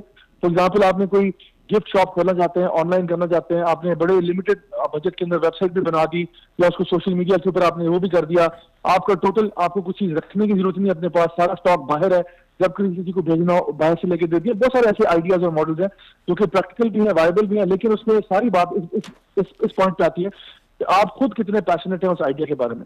تو اگر آپ کرنا چاہیں, آپ کو تو آج کل میڈیا کے اندر آپ دیکھیں, کوئی بھی چیز آپ سیکھنا چاہیں, آن لائن آپ جاتے ہیں, ویڈیو آپ دیکھتے ہیں, آپ سیکھ سکتے ہیں, اپنے آپ کو ڈیولپ کر سکتے ہیں. اسی طرح کہ میں نے دیکھا کچھ لوگ یوٹیوبرز ہیں جو آج سمپلی یوٹیوب سے سٹارٹ کیا, ویڈیوز بنانا شروع کیا, کسی بھی پرٹیکولر ٹاپک کے بارے میں جو ان کو آتا تھا پڑھانا شروع کیا, کرنا شروع کیا. آج وہ through YouTube I think millions of dollars کما رہے ہیں, اور 22 سال کے 20 سال کے لڑکے باہر بیٹھے ہوئے یعنی ملینز میں کما رہے ہیں آلریڈی اس ایج میں. تو بات یہ آتی ہے کہ آپ نے تھوڑا سا کریٹیولی سوچنا ہوگا, اپنے آپ کو, اپنے ٹیلنٹس کو بہترین ایسپیکٹ سے یوٹیلائز کرنا ہوگا, اور پھر آپ اس کے ساتھ سوچیں اور لائک مائنڈڈ لوگوں کو ساتھ لے کے آئیں, ملائیں, اور پھر اپنی ٹیم فارم کریں اور آگے موو کریں انشاءاللہ. جی یہاں پر یہ ایک چیز ہے کہ حکومت کی طرف سے بھی نوجوانوں کے لیے مختلف اسکیمیں جو ہیں وہ متعارف کروائی گئی ہیں, اور باقی بھی کافی ساری متعارف کروائی جا رہی ہیں. تو آپ کیا سمجھتے ہیں کہ حکومت کی طرف سے یہ جو اسکیمیں ہیں یہ کتنی کامیاب ہیں؟ حکومت کی اسکیمز کا مجھے زیادہ یہ تو نہیں پتا کہ کہاں ان کا ابھی تک کے کیا اسٹیٹسٹکس ہیں اور کیا رپورٹس ہیں اور کہاں تک انہوں نے ابھی تک اس کے اندر یعنی کامیاب ہو سکے ہیں. لیکن ہوتا یہ کہ اصل میں نا, ایک میں آپ کو بتاتا ہوں کہ میرا ایکسپیرینس رہا مطلب ڈفرنٹ ملٹی نیشنل کے ساتھ کام کرنے کا بھی, اور دبئی میں بھی رہا, ابو دھابی وغیرہ میں کام کرتا رہا. وہاں پہ میں جب بھی ہمارے ایک وہاں پہ ریکروٹمنٹ کی ایک فرم تھی جن کے ساتھ میں کام کرتا تھا, تو وہاں پہ نا میں ہر بچہ کا جو وہاں پہ آتا تھا جاب انٹرویو دینے کے لیے, اور وہ تو میں اس کو پہلے چیک کرتا تھا اور دیکھتا تھا کہ یہ کس ایٹیٹیوڈ اور کس طریقے کے ساتھ یہاں پہ آ رہا ہے. اب یقین کریں, کچھ لوگ ہوتے ہیں جو کہ لائف میں نا آپ کے پاس جب انٹرویو کے لیے آتے ہیں تو وہ سوال ایسے پوچھتے ہیں کہ اچھا یہ بتائیے کہ یہ جاب جو ہے مثال ہو سکتا ہے وہ کسی اچھی انسٹیٹیوٹ کا بھی پڑھا ہو, اور وہ سوال پوچھ رہا ہے کہ اچھا مجھے بتائیں کہ یہاں پہ کمپنی میں جوائن کرنے کے بعد لیو کتنی ملے گی مجھے, یا وہ سوال یہ پوچھے کہ مجھے بتائیں کہ جی آپ موبائل کا کریڈٹ دیتے ہوتے ہیں, یا وہ سوال یہ پوچھے کہ جی پیٹرول کا خرچہ بھی آپ پورا کر دیں گے. تو میں کہتا ہوں ہاں یہ ہو جائے گا سب کچھ. تو مجھے اس کے صرف یہ سوال پوچھنے سے یہ آئیڈیا ہوتا ہے کہ یہ انسان جو ہے یہ میری کمپنی کے لیے بالکل فائدہ مند نہیں ہے, کیونکہ یہ صرف یہاں پہ ٹائم پاس کرنے آ رہا ہے, یہ صرف کھانا پوری کے لیے آ رہا ہے, اس کا کوئی پیشن نہیں ہے, کوئی ویژن نہیں ہے, اور یہ کچھ بننا نہیں چاہتا. ہاں دوسری طرف اگر کوئی ایسا شخص میرے پاس آتا ہے جو مجھے پوچھتا ہے کہ مجھے بتائیں کہ اگر میں یہ جو ٹاسک آپ نے بتائیں ان کو میں کر لیتا ہوں اور اس سے زیادہ آپ کی ایکسپیکٹیشنز کو بھی بیٹ کرتا ہوں, تو پھر مجھے بتائیں کہ میرے لیے کوئی کمیشن یا کوئی انکریمنٹس ہیں. تو میں سے کہتا ہوں ہاں واقعی آپ نے صحیح سوال پوچھا کہ آپ میری ایکسپیکٹیشنز کو بھی بیٹ کرنا چاہتے ہیں. پھر لوگ مجھ سے پوچھتا ہے کہ مجھے بتائیں کہ مجھے یہاں کے کمپنی کے وائس پریزیڈنٹ بننے کے لیے کیا کرنا پڑے گا. اب مجھے نظر آ رہا ہے کہ اس بندے کے اندر ڈرائیو ہے اور ویژن ہے اور یہ کچھ کرنا چاہتا ہے. یہ صرف آفس آ کے اخبار اور چائے نہیں پیے گا, یہ آگے کچھ کرنا چاہتا ہے, کچھ بننا چاہتا ہے. اس سے میرے ڈرائیو اور پیشن. اس کو میں نے کیوں لنک کیا آپ کے سوال کے ساتھ, وہ اس لیے کہ اکثر اوقات کیا ہوتا ہے کہ نوجوان شاید اس امید پہ بیٹھتے ہیں کہ حکومت کچھ کرے گی تو میں اٹھوں گا, حکومت مجھے کچھ سپورٹ کرے گی تو میں کروں گا. آپ حکومت کریں یا نہ کرے, اگر آپ کے اندر ڈرائیو ہے تو آپ اپنے ارد گرد کے آس پاس پتہ کرا کے ایسے لوگوں کے ساتھ کانٹیکٹ کر سکتے ہیں, ایسے لوگوں میں اٹھ بیٹھ سکتے ہیں جہاں پہ آپ اپنے بزنس آئیڈیا کو یا بزنس وینچر کو کہیں نہ کہیں لے کے چلیں. اور یقین کریں جتنے بھی گریٹس ہیں, جتنے بھی بزنس ٹائکونز ہیں, جتنے بھی جو بھی لوگ آپ کو سکسیسفل نظر آتے ہیں اپنے کریئر میں, وہ سب جو ہے کسی نہ کسی مصیبت مشکل پریشانی سے گزر کے یہاں تک پہنچے. بل گیٹس کی آپ ایگزامپل لے لیں, 2 دفعہ اس کی کمپنی جو ہے بیٹھی ہے, یعنی مائیکروسافٹ بنانے سے پہلے اس نے ایک بڑا اپنی طرف سے بہت اعلیٰ سافٹ ویئر بنایا تھا ٹرافو ڈیٹا کے نام سے, اور وہ بری طرح فلاپ ہوا اور اس کا سارا جو پیسہ کمایا تھا سب ضائع ہو گیا. پھر کہیں جا کے اس نے مائیکروسافٹ بعد میں بنایا. اس کا ایک آئیڈیا تھا, اس نے کبھی گیو اپ نہیں کیا. تو میں نوجوانوں کو یہ کہتا ہوں کہ کبھی بھی آپ نے گیو اپ نہیں کرنا اپنے آئیڈیاز کو, جو آپ کو جس کے بارے میں آپ ایکسائٹیڈ ہیں, جس کے بارے میں آپ پیشنیٹ ہیں. انشاءاللہ ان کے اوپر ہارڈ ورک کریں, محنت کریں, خود بخود ریسورسز آس پاس سے ڈھونڈیں, تلاش کریں, ایسے لوگوں کے ساتھ جو انڈسٹری میں ایکسپرٹس ہیں ان کے ساتھ ملنا بیٹھنا شروع کریں. ٹائم ضائع کرنا بند کریں, فضول محفلوں میں بیٹھنا اور اپنا ٹائم ضائع کرنا. اور سب سے زیادہ ضروری ہے کہ اللہ سے بالخصوص دعا کریں. اپنی محنت تو ایک طرف ہے, دوسرا اللہ سے خوب دعا کریں کہ اللہ یہ میں مشن کرنا چاہتا ہوں اور اس میں تیری رضا بھی چاہتا ہوں کہ تو میرے لیے حلال رزق کا ایک باعث بنا, تو کیوں آپ کے لیے کامیابی نہیں ہوگی انشاءاللہ. جی ضیاء الحق صاحب, آپ کا بہت بہت شکریہ کہ آپ نے اپنا قیمتی وقت نکالا اور ہمارے پروگرام میں شرکت کی. جی مولانا صاحب, جہاں پر ضیاء الحق نے کافی ساری چیزوں کی طرف ہمارا اشارہ کیا ہے, تو پہلی بات تو یہ ہے کہ آپ اپنی وہ نفسیات والی بات کو جاری رکھیں. پھر ہم اس بات کے اوپر آئیں گے کہ نوجوانوں کا جو انٹرویوز کی طرف جانا اور انٹرویو میں مختلف چیزوں کا پوچھا جانا کہ یہ ہمیں یہ چیزیں ملیں گی نہیں ملیں گی, اس کے اوپر بھی ہم بات کریں گے. اور اس کے اوپر جو مین ایک چیز بات کریں گے وہ یہ کریں گے کہ انٹرویوز میں سب سے زیادہ ایک چیز کو ہائی لائٹ کیا جاتا ہے کہ آپ کا اس کام میں تجربہ کتنا ہے, ایکسپیرینس پوچھا جاتا ہے. اس کے اوپر بھی بات کریں گے.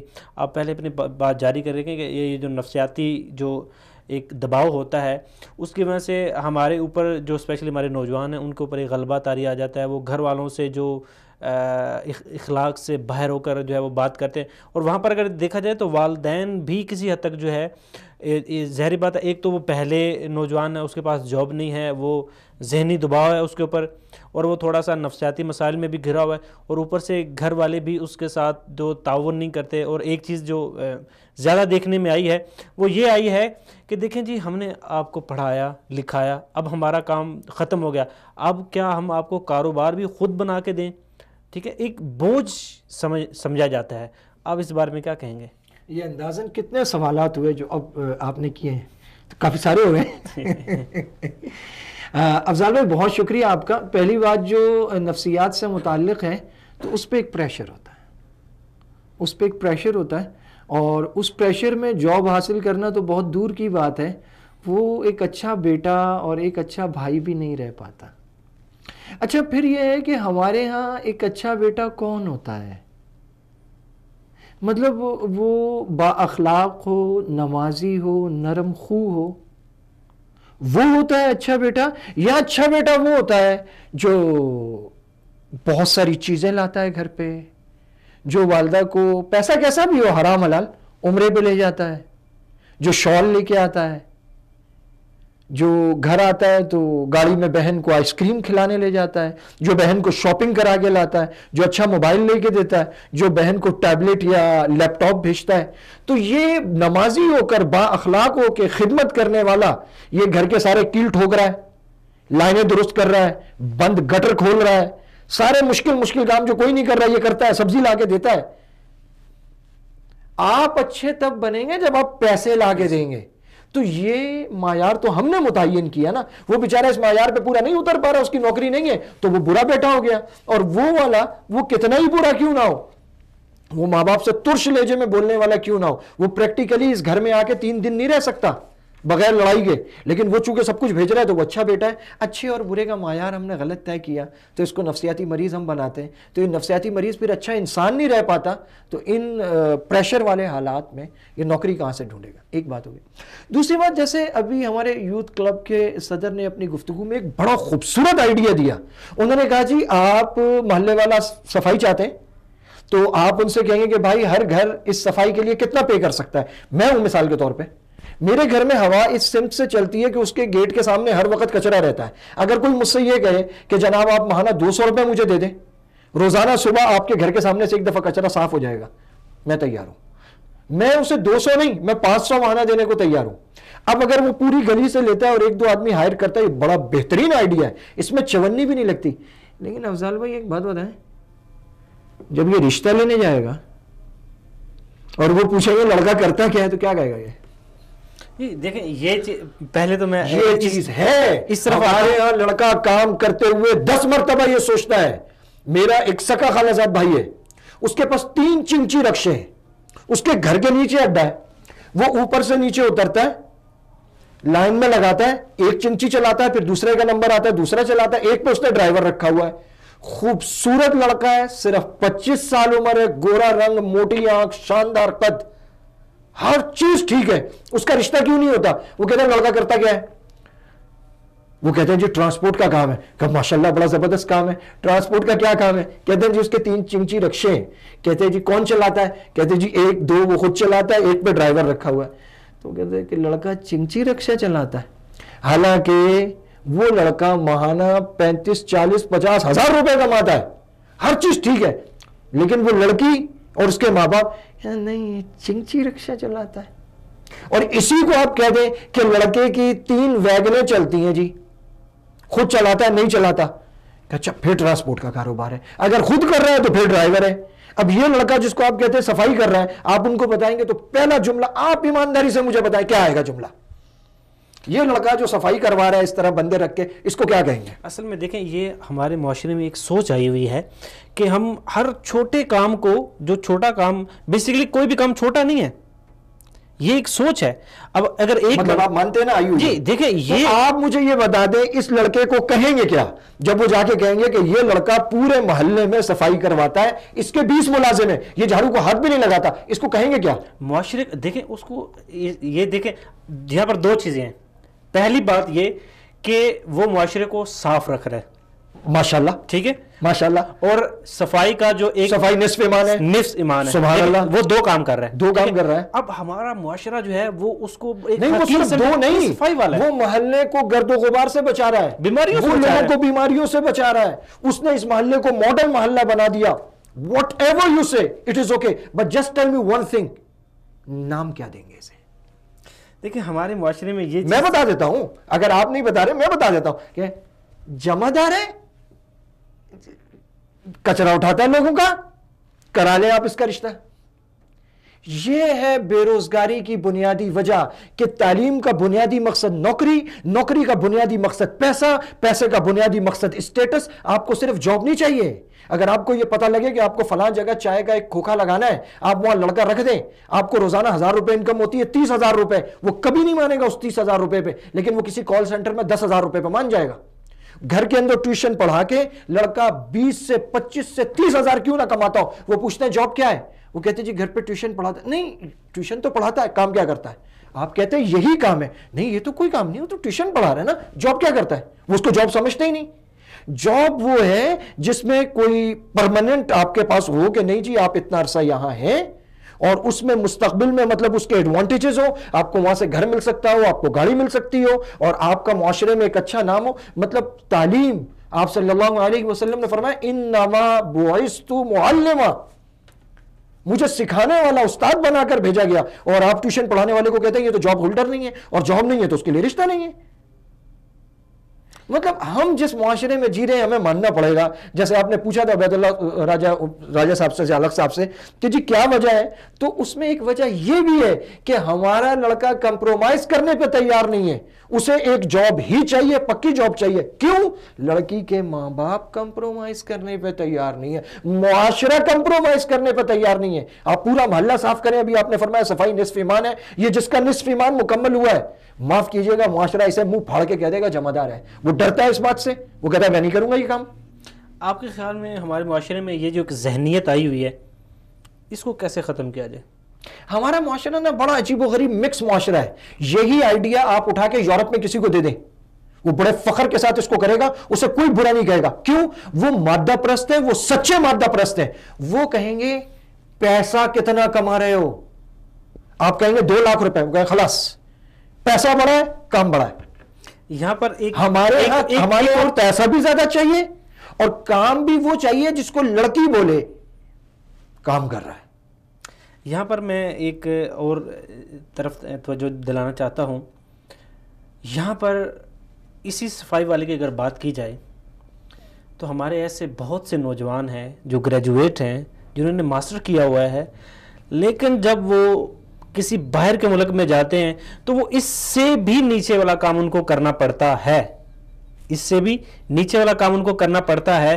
لیکن اس وقت ان کی یہ جو ذہنیت ہے, ہمارے معاشرے کی یہ ذہنیت ہے کہ یہ کام ہم اپنے ملک میں رہ کے تو کر نہیں رہے, لیکن باہر کے جب ملکوں میں جاتے ہیں تو اس سے بھی نیچے درجے کا, جو ہم نے جو درجے بنائے ہوئے ہیں, اس سے بھی نیچے درجے کا کام جو ایکسیپٹ کرتا ہے ہمارا سارا معاشرہ. ہاں وہ کرتا ہے. وہ کیوں کرتا ہے؟ اس لیے کہ جہاں اس کے رشتے کی بات چلے گی تو یہ تھوڑی پوچھیں گے لڑکا کیا کرتا ہے. وہ کہیں گے لڑکا کہاں ہوتا ہے؟ امریکہ میں ہوتا ہے.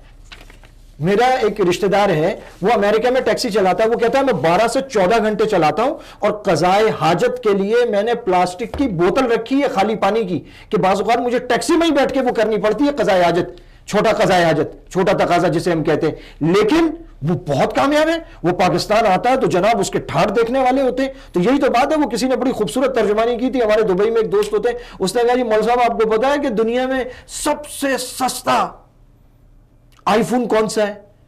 میں نے کہا شاید چائنا والا. اس نے کہا نہیں, ان کا نام اقبال ہے. کہتا میں آپ کو بتاؤں. میں نے کہا جی. کہتے ایک فون آتا ہے, ہیلو اقبال پاکستان کب آنا ہے؟ کہ جی اگلے مہینے. بیٹا ایک آئی فون لے آنا. جی دنیا کا سب سے سستا آئی فون ہے. تو بالکل اسی طرح وہاں یہ بات ہوتی ہے. بچہ ابو ظبی میں ہوتا ہے جی, بس ختم ہو گئی بات, پھر کوئی نہیں پوچھتا. ہمارے ہاں پھر تو نام بھی کوئی نہیں پوچھتا. جی ہمیں اس بات کو ابھی جاری رکھتے ہیں. ہمارے ساتھ لائن پہ موجود ہیں مولانا محمد عمیر صاحب, ان سے بات کرتے ہیں. السلام علیکم. وعلیکم السلام ورحمۃ اللہ. جی عمیر صاحب, ہم آپ کو اپنے پروگرام میں خوش آمدید کہتے ہیں. جیسا کہ ابھی ہمارا جو ٹاپک چل رہا ہے وہ نوجوانوں کے مسائل کے اوپر, اسپیشلی ہم بے روزگاری کے اوپر بات کر رہے ہیں. تو یہاں پر ایک سوال یہ ہے کہ گورنمنٹ کی طرف سے جو نوجوانوں کے لیے اسکیمیں جو متعارف کروائی جاتی ہیں اور جو بھی کام کر رہی ہیں اور جو مزید جو متعارف کروائی جائیں گی, آپ کیا سمجھتے ہیں کہ یہ جو اسکیمیں ہیں اس سے نوجوانوں کو کچھ فائدہ ملا ہے اور یہ کتنی کامیاب ہیں؟ جی یہ اپنا روزگار اسکیم کے تحت جو پروگرام پنجاب حکومت نے شروع کیا ہے یہ بہت مفید ہے ایک حد تک, اور اس کی وجہ سے بہت سارے لوگوں کو ٹریکٹر بھی تقسیم ان لوگوں نے کیے ہیں اور گاڑیاں دی گئی ہیں تحصیل کے لیے اور ان کو چلانے کے لیے, اور اس کو سبسڈی کے ساتھ دی ہیں.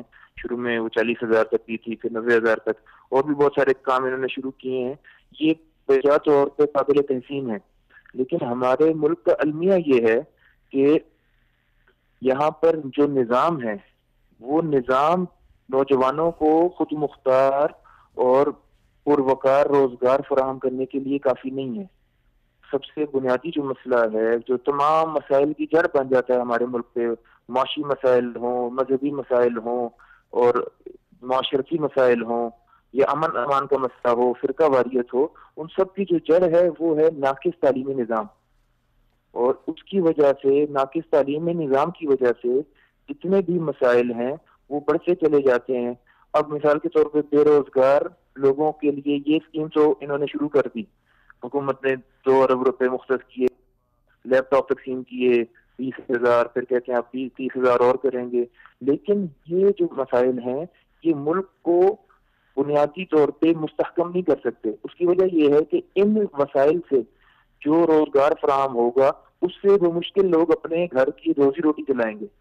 لیکن وہ ان کے بچوں کی تعلیم کا مسئلہ, اب ہمارے یہاں تو طبقاتی تعلیم ہے کہ جو غریب لوگ ہیں وہ سرکاری اسکولوں میں جاتے ہیں. سرکاری اسکول کا جو پڑھا ہوا بچہ ہے وہ بعد میں جو اس کے بعد جو جدید تعلیم ہے اس کو پک اپ نہیں کر پاتا. پھر یہ بچے جو ہیں جہاں پہ لوگ روٹی سے تنگ ہوتے ہیں یہ تعلیم چھڑوا دیتے ہیں اور بچوں کو مزدوری پہ لگا دیتے ہیں. چائلڈ لیبر بڑھتی ہے, اس کی وجہ سے جو ہمارا لٹریسی ریٹ ہے وہ گر جاتا ہے.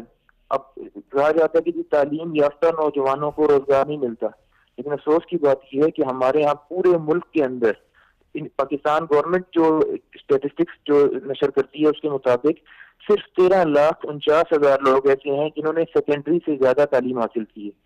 اب جب اتنی چھوٹی تعداد ہوگی ان لوگوں کی جن کو ہم پڑھا لکھا سمجھتے ہیں، اور لٹریسی ریٹ شرح خواندگی جب ناپی جاتی ہے، جب اس کا اندازہ لگایا جاتا ہے، تو اس میں 15 سال سے زیادہ وہ لوگ جو صرف لکھنا پڑھنا جانتے ہیں ان کا اعداد جو ہے لیے جاتے ہیں، اور وہ صرف 55% ہے. اور یہ یو این کے مطابق اور پاکستانی حکومت دعویٰ کرتی ہے کہ جی یہ 58% ہے. پاکستان آبادی کے لحاظ سے چھٹا بڑا ملک ہے پوری دنیا کا، جبکہ شرح خواندگی کے اعتبار سے یہ 160ویں نمبر پہ آتا ہے. جب ہمارے ہاں تعلیم کی اتنی زبوں حالی ہوگی تو ایک ان پڑھ طبقے کو، ایک ان پڑھ معاشرے کو، ایک ان پڑھ فرد کو ہم کتنا بہتر روزگار فراہم کر سکتے ہیں. اور اس کے بعد تعلیمی معیار ایسے ہیں کہ آپ سائنسز کی طرف اگر جائیں، کمپیوٹر سائنسز والے لڑکے، میرے ایک دوست اگلے دن بات ہوئی، وہ کہہ رہا تھا کہ جو پروگرامز آبسلیٹ ہو چکے ہیں، جن کو اب اپلائی ہی نہیں کیا جاتا، ہمیں وہ پڑھائے جاتے ہیں. اور جو جدید پروگرامنگ ہے اور جو اینڈرائڈ کے اوپر جدید جو کام جس کی بھی مارکیٹ ہے، جہاں سے لوگ دنیا کمپنی دنیا پہ چھا گئی ہیں.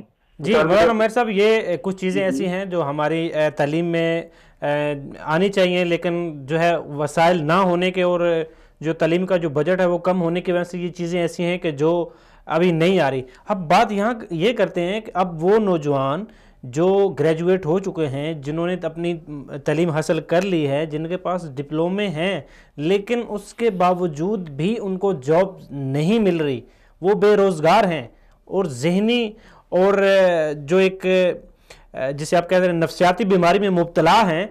تو دیکھیں اب یہاں پر صورتحال یہ پیدا ہوتی ہے کہ ہم حل کی طرف جائیں. مانتے ہیں ہماری تعلیم میں کافی ساری ایسی کوتاہیاں ہیں جس کو اچھا کرنا پڑے گا، ہمارے سسٹم میں ایسی برائیاں ہیں جو اس چیز کو آگے نہیں آنے دے گی، لیکن یہاں پر حل کیا ہے کہ ہم دیکھیں یہاں پر اگر پرسنٹیج کا اندازہ لگایا جائے تو ہمارے ملک میں ایک سال میں لاکھوں ایسے نوجوان ہیں جن کے پاس اچھی ڈگریز اور اچھا تجربہ ہونے کے باوجود بھی ان کو نوکریاں نہیں مل رہی. اور دوسری بات یہ دیکھا جائے ملک کے حالات ایسے ہیں کہ اب ہر ایک نوجوان کو نوکری دینا بھی پاسبل نہیں ہے، لیکن اس کے لیے یہ ہے کہ روزگار جو ہے وہ خود کار بھی تو بنائے جا سکتے ہیں. آپ کیا سمجھتے ہیں ہماری جو یہ بے روزگاری ہے اس کو کیسے ختم کیا جائے؟ آپ کیا اس بارے میں رائے دیں گے اپنی؟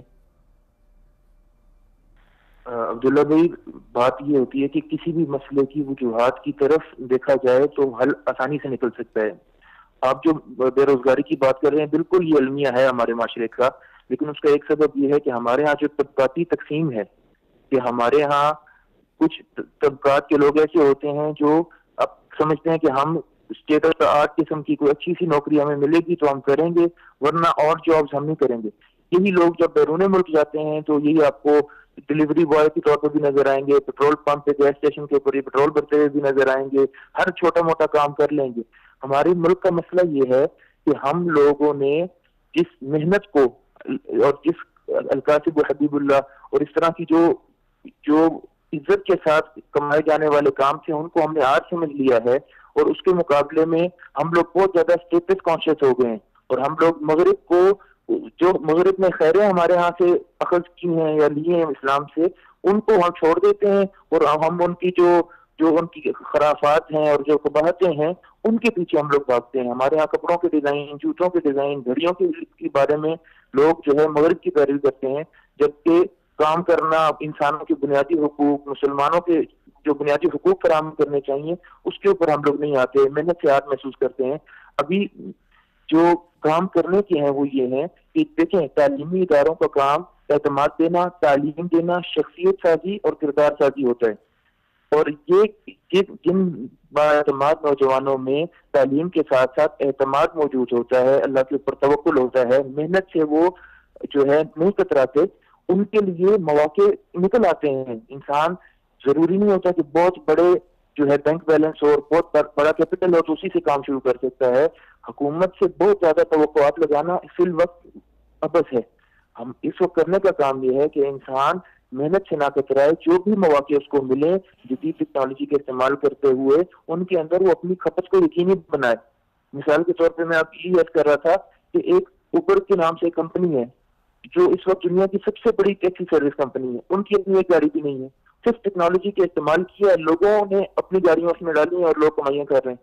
اسی طرح بہت سارے ایسے سسٹم ہوتے ہیں, انٹرپرینرشپ ہوتی ہے کہ لوگ مختلف ویب سائٹس کے اوپر اپنا اسٹاک ڈالتے ہیں اور وہ پوری دنیا کے خریداروں میں مل جاتے ہیں. تو مارکیٹنگ کے اسکلز آنے چاہیے, لوگوں کو ٹیکنالوجی کا استعمال آنا چاہیے. لوگوں کو دیکھیں, ہمارے ہاں جو رجحان ہیں لوگوں کے, ان کو سامنے رکھ کے لوگوں کو اپنی صلاحیتوں کو اس کے مطابق جو ہے خرچ کرنا چاہیے. اور ایک اور بات میں دینی اعتبار سے کرنا چاہتا ہوں جس کی طرف توجہ کم دلائی جاتی ہے کہ دیکھیں اللہ تعالیٰ نے جو نظام کیے ہیں, نظام معیشت ہو یا نظام معاشرت ہو, اس کے نفاذ کا تقاضا مسلمانوں سے ہے.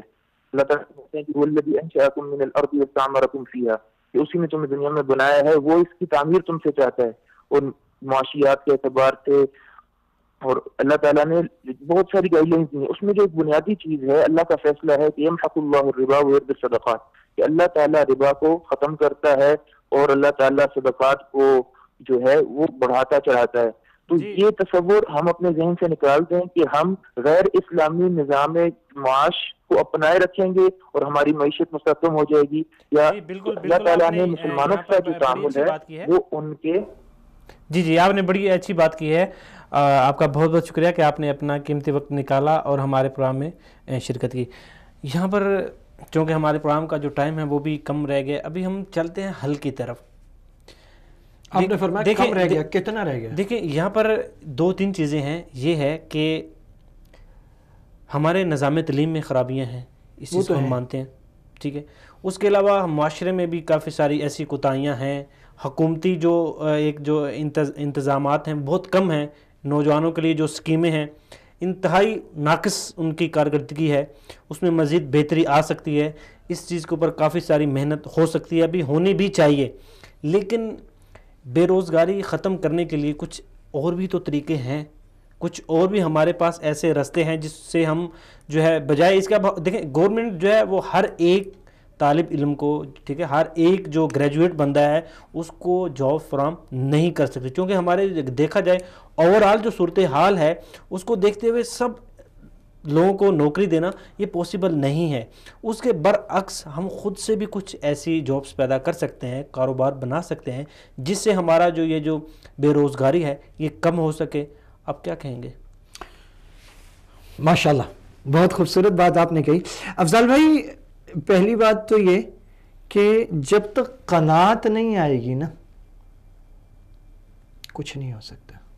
اگر نوکری کا مقصد فقط پیسہ بنانا ہے تو آپ 100 کاموں کو تو اس لیے چھوڑ دیں گے کہ اس میں پیسہ کم ہے, یا اس میں مطلوبہ پیسے تک پہنچتے پہنچتے وقت اتنا لگے گا, آپ اسے چھوڑ دیں گے. تو سب سے پہلی یہ بات سمجھ میں آ جائے کہ اتنا رزق جس سے میں کھا سکوں اور پہن سکوں وہ کافی ہے, باقی اللہ برکت دے, اللہ کی جیسے منشا. تو 100 کام آپ کے سامنے ہیں. وہ یوتھ کلب کے صدر صاحب نے بتایا تھا کہ آپ محلے کی صفائی کر سکتے ہیں, تو وہ ایک آئیڈیا ہے. میرا چونکہ تعلق ہے تعلیمی میدان سے اور میں کچھ تعلیمی ادارے بھی چلاتا ہوں, آپ یقین کریں ہم ڈھونڈتے پھرتے ہیں, ہمیں ہمارے مطلب کا ٹیچر نہیں ملتا, باوجود اس کے کہ لوگ روزانہ آتے ہیں سی وی ڈراپ کر کے جاتے ہیں, ان کو جاب نہیں ملتی. آپ دنیا کی کسی کمپنی میں چلے جائیں, آپ ان سے پوچھیں آپ کے ہاں جتنے ورکرز ہیں آپ ان سے مطمئن ہیں, 90% کمپنیز کہتی ہے نہیں ہم مطمئن نہیں ہیں, ہمیں زیادہ اچھے ورکر چاہیے. اور دوسری طرف اس وقت دنیا میں آبادی کا 18% حصہ جو نوجوانوں کا ہے اور 30 سال سے کم عمر کا ہے یا 24 سال سے کم عمر کا ہے وہ بے روزگار بیٹھا ہوا ہے. صرف پاکستان میں اس کی تعداد اس وقت کہی جا رہی ہے کہ وہ 30% ہے, اور 2/3 آبادی ہماری ان کی ہے جو 30% سے کم ہے, اور ان میں سے 30% ایسے ہیں جو بے روزگار ہیں. تو سب سے پہلی چیز ہے کہ قناعت آ جائے. دوسری بات یہ ہے کہ آپ پاکستان میں اس وقت سب سے بڑی انڈسٹری جس میں سب سے زیادہ پیسہ لگ رہا ہے اور سب سے زیادہ پروفٹ دے رہی ہے وہ کنسٹرکشن نہیں ہے, وہ فوڈ انڈسٹری نہیں ہے, وہ ہیلتھ نہیں ہے, وہ ایجوکیشن ہے. باقاعدہ بزنس بن چکا ہے، اور اتنی بھاری بھاری فیسیں ہیں کہ انسان چکرا کے رہ جاتا ہے کہ اتنی مہنگی. تو تعلیم ایک بزنس ہے، تو آپ اس بزنس کو للہ فی اللہ کیوں نہیں شروع کرتے؟ للہ فی اللہ کا مطلب ہے کہ آپ اپنے گھر سے اس وقت سب سے زیادہ فی جو لی جا رہی ہے وہ پلے گروپ میں اور ریسیپشن میں لی جا رہی ہے، جسے ہم پریپ کہتے ہیں، جسے ہم نرسری کہتے ہیں. تو آپ کے گھر میں آپ تعلیم یافتہ ہیں، آپ کے سرکل آف فرینڈس میں 2-3 لڑکے تعلیم یافتہ ہیں، لڑکیاں تعلیم یافتہ ہیں، آپ کے گھر میں بہنیں ہیں، کزنز ہیں، محلے میں کچھ لوگ ہیں. ایک لسٹ بنائیے، 8 سے 10 افراد بنیے، گھروں کے 2-3 کمرے لیجئے، ایک گھر کرائے پہ لیجئے، اپنے گھروں میں جگہ خالی کریں، پلے گروپ شروع کر دیں. آپ پلے گروپ میں سب سے بڑا ایڈوانٹیج یہ ہے کہ وہ بچے چھوٹے ہوتے ہیں اور عموماً اس کو والد صاحب نہ لینے آتے نہ چھوڑنے جاتے، وین کے وہ بچے ہی نہیں ہوتے، اس کے لیے والدہ کو خود آنا پڑتا ہے اور جانا پڑتا ہے. تو ہمیشہ ہر پیرنٹس کی خواہش یہ ہوتی ہے کہ وہ میرے محلے میں ہو. آپ اپنے محلے میں ایک خوبصورت پلے گروپ دے دیں، آپ ریسیپشن دے دیں، آپ پریپ اور نرسری کی اچھی کلاسز دے دیں، اور اس کے لیے 2 سے 3 کمرے چاہیے اور 2 سے 3 ٹیچرز چاہیے. اس کے بھی کورسز کروائے جاتے ہیں ابتدائی تعلیم کے، خوبصورت اسے بنائیں، تعلیم سے آپ شروع کر لیں. یہاں پر آپ شام میں اچھی اکیڈمی بنا لیں. جو پروگرام کا وقت ہے وہ مختصر سا ہے، یہاں پر ایک چیز جو ہے وہ میں اس کا ذکر کرنا ضروری سمجھوں گا. یہ تو تعلیم ہماری جو ریگولر تعلیم چل رہی ہے، جو ہم پیسے دے کے جس کو ہم حاصل کر رہے ہیں، یہ اس چیز کے اوپر تو ہم نے بات کر لی. اب ہمارے پاکستانی معاشرے میں الحمدللہ ایک بہترین ہمارے جو مراکز ہیں، مدرسے میں آپ کو بالکل فری تعلیم مل رہی ہے، دینی تعلیم. لیکن دیکھا جائے تو وہاں پر بھی جو نوجوان ہیں وہ جب ڈگری لے لیتے ہیں تو ان کا بھی جو مستقبل ہے وہ ظاہری بات ہے کہ ہر مطلب کہ جو ایک ادارہ ہے، ہر مدرسہ ہر سال تو اتنی ان کی تعداد میں اضافہ نہیں ہو رہا. وہ تو اب جس طرح کے حالات چل رہے ہیں وہ تو مطلب مزید خراب، ان کی حالت خراب ہوتی جا رہی ہے. چاہ رہے ہیں کہ علماء زیادہ فارغ ہوتے ہیں اور مدرسوں میں اتنی ویکینسیز نہیں ہیں. جی، تو اب وہ نوجوان ہیں، ان کو کیا کرنا چاہیے؟ ان کے جو والدین کا بزنس ہے اس میں جڑ جائیں، دنیا کے کسی بھی کام میں لگ جائیں. یہ ایک غلط ذہن ہے کہ ایک آدمی جو مدرسے سے پڑھ کے نکلتا ہے اسے یا صرف تدریس کرنی چاہیے یا امامت خطابت کرنی چاہیے. ایک عالم اگر وہ کپڑے کی دکان پہ ملازم ہے اور وہ اس کو شریعت کے مطابق کرتا ہے اور جن چیزوں کو دیکھتا ہے غلط ہے وہ مالک کو دھیرے دھیرے بتاتا رہتا ہے، وہ اس پوری مارکیٹ کو اسلامی بنا دے گا.